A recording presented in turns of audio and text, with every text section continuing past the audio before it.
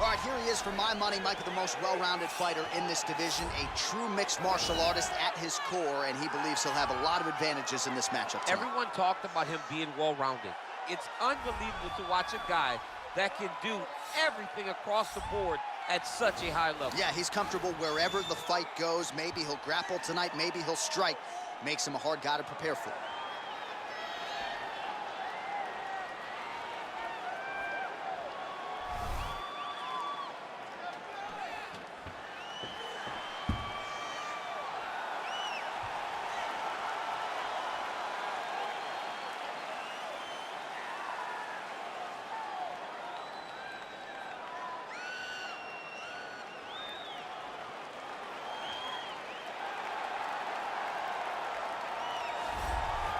Well, we probably trot out the term well-rounded in modern-day mixed martial arts more than we should, but this fighter certainly fits the bill.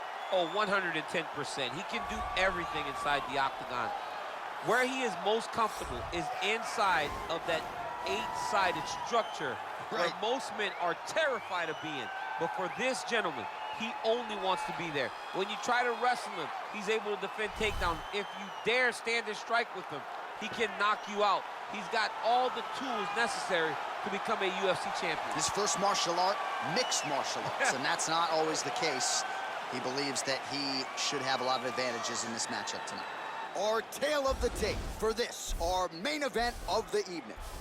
So these fighters relatively close in age, just a year apart, with some differences in height, but the same reach. Now for the official introductions, here is Bruce Buffer.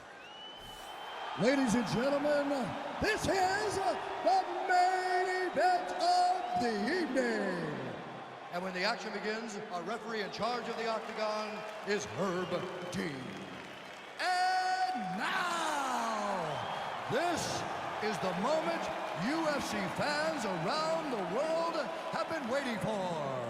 Live from the sold-out Madison Square Garden Arena in New York City, it's time! 5 rounds in the UFC bantamweight division. Introducing first, fighting out of the blue corner. This man is a mixed martial artist, holding a professional record of 15 wins, 4 losses. He stands 5 feet 11 inches tall, weighing in at 135 pounds. Fighting out of Aurora, Colorado, Cory Sandhagen.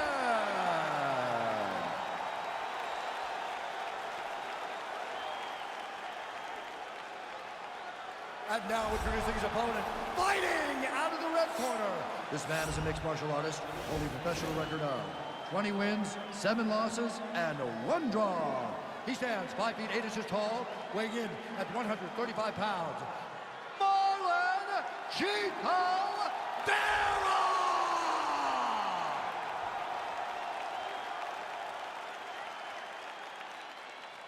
You've been given your instructions in the dressing room. Protect yourself at all times. Follow my instructions. We will have a clean fight. Touch gloves, let's make it official. They touch him up and we are underway. Ready.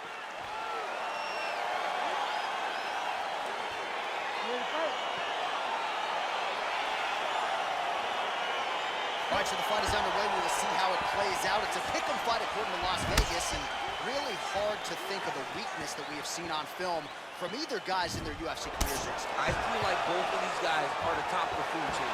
They're the best of the best that we can put inside the octagon. They are so well-rounded. They have every skill, and that is going to be on display tonight in this key matchup.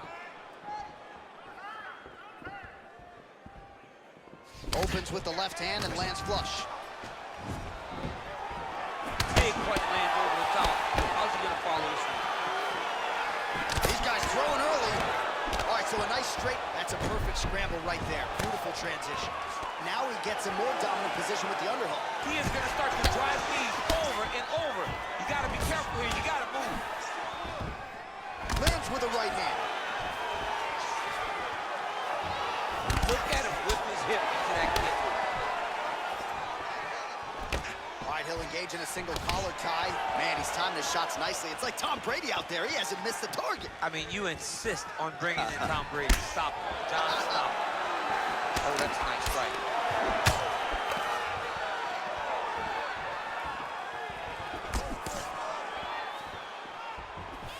Push kick there to the body. Oh, what a hit. Lands, and maybe time to get the bonus checks ready. I mean, this fight is about done. He got hurt very bad with his head kick. Now he has to find one more strike to end the night. Oh, now gets an underhook to get a more dominant position. Now connects with a right. Stuffs the takedown there. How good is his takedown defense? Eats the elbow there.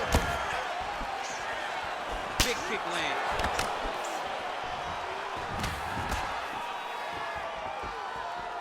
Nice sneaky hit. And both guys really throwing with authority. Stuffs the takedown, no problem. Trying to establish that jab once again. Well, he continues to do a nice job here defensively, protecting his head, raising the guard, and really frustrating the offensive fighter a little bit. Lesson 1 in boxing class, hands up, chin down. Relax. Keep your hands up for me now. Straight punch lands. All right, single collar tie now.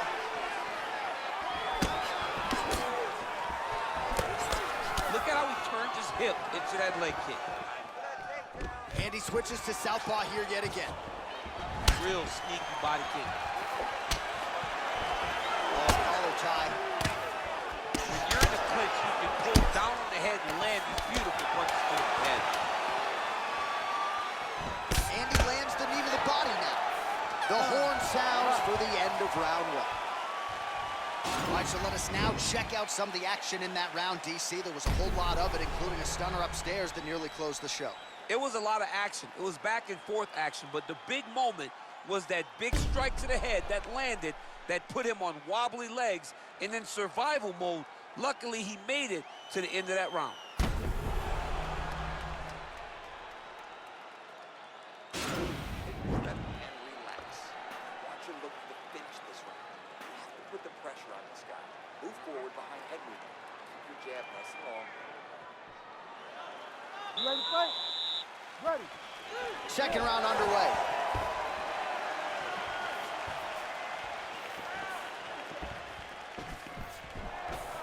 Big kick lands. All right, so he's landed some good shots. You hate to be overly critical, but nothing really in terms of combinations tonight. Well, the jab has been looking great. How about jab, jab, right hand? Right. Because eventually you're going to have to put something on your opponent that's going to really make him pause. I believe the jab has been working so well, if he drops a big right hand after it, he may be able to finish his fight. Well-timed knee to the body. If your opponent has you in the clinch, pulling down on your head, landing punch after punch, you have got to clear that collar tie, reach back inside, and try to find space. Beautiful strike. And they separate.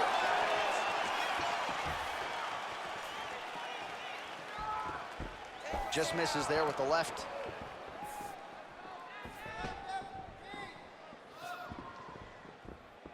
Big kick land. Oh, beautiful kick to the body there, and he just left himself wide open for that strike. Very vulnerable by leaning in, keeping the guard high to allow for an opening down low. Trying to go to the body now with the kick. That one misses. Sound defense there as he blocks the shot. Oh!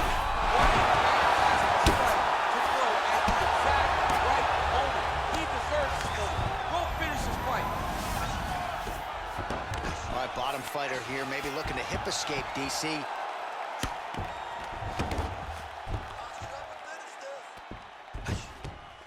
Bottom fighter trying to control posture, unable to do so. And now he's in a lot of danger. He's got to grab that head or he's going to get blasted. All right, so inside the open guard of his opponent, you got to be careful playing around for too long here on the ground with this guy. A lot of top pressure being applied here. All right, trying to pass here. As Glover Teixeira might say, not today. Not today. Great job of following with the hips, keeping those legs locked and keeping him in full guard. Under a minute to go. All right, he's very comfortable fighting off his back, DC. Now looks like he's trying to hip escape. Yeah, he's trying to hip escape or maybe look for a Kimura here. Strong bottom work here, staying busy. Well, these are some excellent ground and pound strikes here, DC. There's an efficiency with which he operates in these situations. He knows exactly when to throw, exactly when to hold, and it's allowing him to really control the grappling aspect of the fight. There's a song there, right? Know when to hold him, Know when to fold him, yep, absolutely. All right, that's the end of round number 2.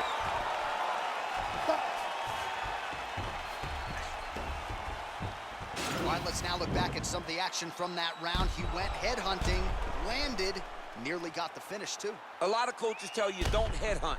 In this case, he's been headhunting, and he landed a big enough shot to truly put his opponent on notice. All right, well, take a seat for a minute. All right, listen. You can't wait. I need you to be first, okay? Let's get... You ready to fight? Ready. Third round underway. What a punch. Well, we wondered earlier why there weren't as many body strikes. He's making up for lost time here. Shot to the body connects, and that bears watching. That's going to hurt this opponent.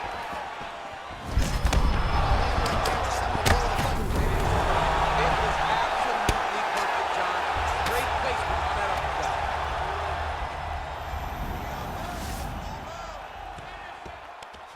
Working off of his back here. Looks like he may try to hip escape. Oh, nice job here staying busy off of his back. Nice offense from the bottom. Close guard, keeping busy here off of his back. Nice offense from the bottom. Well, there are few things more fun to watch in mixed martial arts than these types. Now he'll try to start attacking a rear naked choke from the top position. He takes his opponent to his side to try to get the finish. Looks like his... Oh, he might have got it with a choke. There is the tap. So he submits courtesy of the rear naked choke. That guy's got a squeeze on. He does a great job securing the position, getting under the neck, and then hiding his hands in order to get the finish. Fantastic performance by this fighter. He's done, he's done. Well, you can tell he has been working hard on his submissions in his training camp. That was a near-perfect setup on that choke. Sunk it in deep, and the opponent had no choice but to tap out or go to sleep. He chose to tap out. All right, so a wild round and a wild sequence there on the ground. DC, talk us through the highlight. He's such a phenomenal grappler. I don't understand how people don't know that this guy wants to submit you. He is the best grappler, best submission specialist we've seen in a long time.